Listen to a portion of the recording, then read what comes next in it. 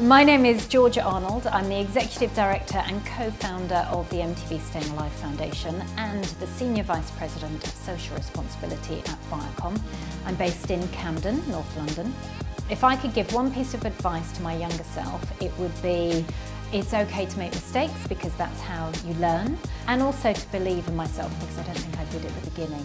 I believe that it's important to give more than you take. You're the Executive Director and co-founder of the MTV Staying Alive Foundation and the Senior Vice President of Social Responsibility at Viacom. What does that mean in a nutshell? It means I've got the biggest business card you can possibly find. Do you really reel that off every time that you... No, I hate it. I basically am paid by Viacom to use their brands to do good in the world, which is a pretty cool job really. And then with the MTV Staying Alive Foundation, I get to work with young people and talk about sex a lot. MTV Staying Alive Foundation aims to raise awareness of HIV, and since 2005, it's donated over $6 million, funded 208 organisations across 70 countries. What inspired you to start the foundation? I was inspired by someone called Henry, and one of the shows that we produced was called Meeting Mandela. And we took 4 young people to meet with Mandela on his 85th birthday. Henry, who is from Uganda, lived in a fishing village, HIV positive.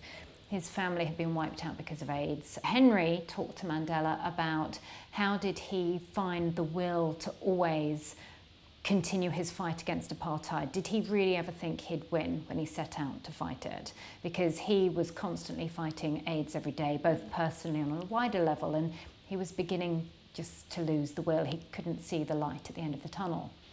And when we filmed with Henry back home, and he lived, you know, very stereotypical corrugated shack, he wrote by candlelight, we sort of looked at him and we thought he doesn't really need that much more than what he's got in order to do a lot more.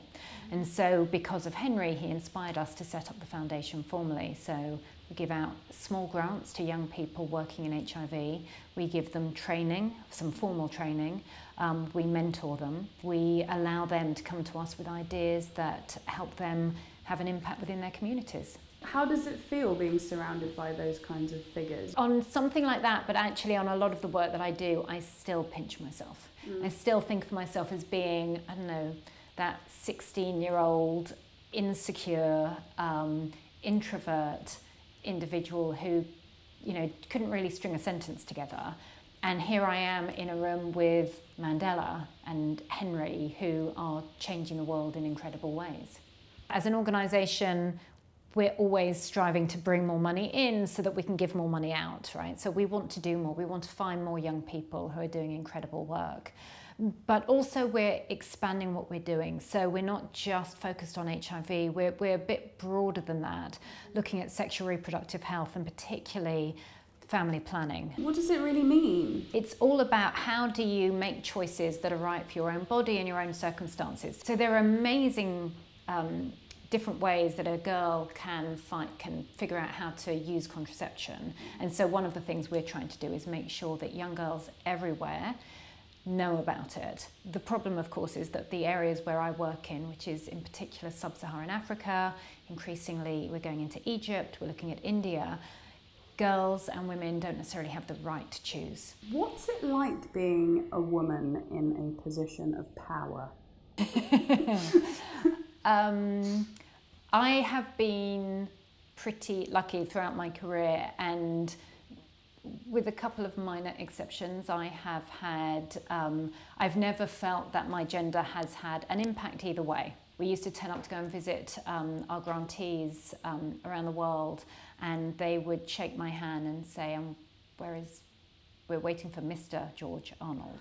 And there was an assumption that I was a man. What I'm really aware of is that a lot of the work that I do is focused around gender, and a lot of the people that I work with are not nearly as fortunate as me and are definitely their lives have suffered in so many ways because of their gender.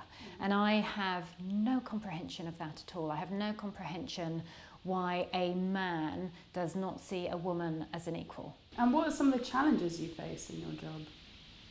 The hardest thing when you're dealing particularly around HIV, well, and also, you know, sexual health in general, is you're talking about sex. And I find this very bizarre in that, you know, all of us, unless we were created out of a test tube, and there aren't many of us in the world who are, we all got here because of sex. And yet it is the most embarrassing thing to talk about. No. And so, but culturally, it is really difficult to be able to break through that barrier. So, and it goes beyond just talking about sex. So with MTV Shuga, which is a big drama that we produce, we've filmed in Kenya and Nigeria and South Africa. And the South African series is the first time we've been able to have a major storyline with a young guy who comes out.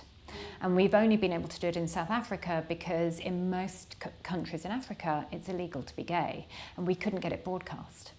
So it's a huge challenge. So being able to deal with cultural issues around the world, it's not just religion, it's just generally, culturally, globally. We are uncomfortable talking about sex. What was your first role at MTV? So 24 years ago, I was a temp for 3 days for Bill Rodey, who at the time was the MD of MTV Europe, which was one channel across Europe. I wasn't really into music. I didn't know what MTV was. A year later, we eventually figured out I should come and work as his assistant. What would you say is your proudest achievement? How can I not say meeting Mandela? MTV Shuga, we discovered Lupita Nyong'o, who went on to win the Oscar for 12 Years a Slave. I will take a little bit of credit, not a lot of credit, but I'll take some of that. And then when you look at the impact that we're having with MTV Shuga, so there's been World Bank evaluation that's done on it, so independent scientific evaluation. They did biomarkers for chlamydia, and among young girls over 6 months, chlamydia dropped by nearly 60% for those who'd watched MTV Shuga. Wow. And if you watched MTV Shuga, double the number got tested versus the control group. So that is incredible. MTV Shuga is, as far as I'm concerned, the best example you can find of a behaviour change campaign using the media, TV, radio, graphic novels, peer education on the ground, digital, social media, in order to engage with our audience and get them, we don't point fingers at them, or wag fingers at them, we don't tell them what to do, we just give them information in a way that they relate to and then can make their own decisions. Do you live for your job? No, but my job is very much part of my life. How do you get the work-life balance in check? How do you switch off? When do you switch off? Are you available 24 hours a day?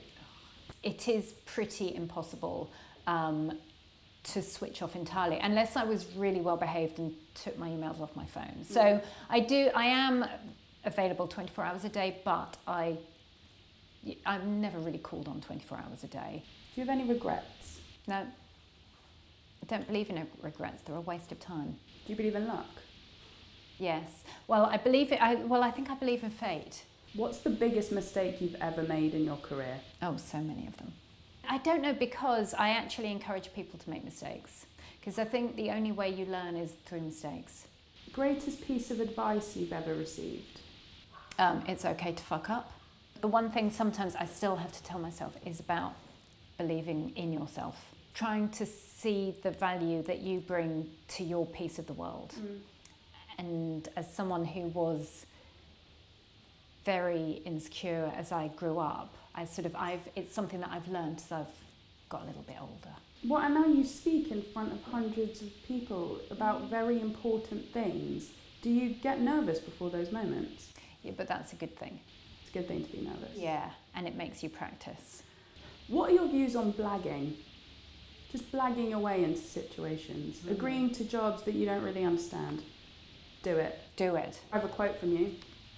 Young people around the world are making lots of mistakes. What else did I say? Full stop, that's all I got. Really? Mistakes like and what? I don't know. What's the biggest mistake you've made, personally? I literally just, I wasn't planning on asking you that. Can't say that. Okay. But what did you mean? Young people around the world making lots of mistakes? I have no idea when I said that. I would like to think I ended it with, and that's good because that's the only way you learn. What's your goal in life? to do bigger, to do better, to have more impact. What keeps you up at night? Oh God, so much. Oh, I'm a really bad sleeper. I just have these really weird nightmares and I put weird people together. So I will stop someone in the office who I've never even spoken to before and I go, oh, I dreamt about you last night. And I do have a lot of nightmares as well, where I dream in the room that I'm in. So I travel in, so I stay in lots of hotels, but my dreams will always be in that room, wherever I am. That's mad. Which is horrible if you think someone's coming to kill you, which I do often. And then I will spend several hours awake and I'll think about everything. Yeah. Let me know if I pop up in the dream. Oh, I'll let you know. I would love that. I Yes. hope it's a happy one. Yeah, me too.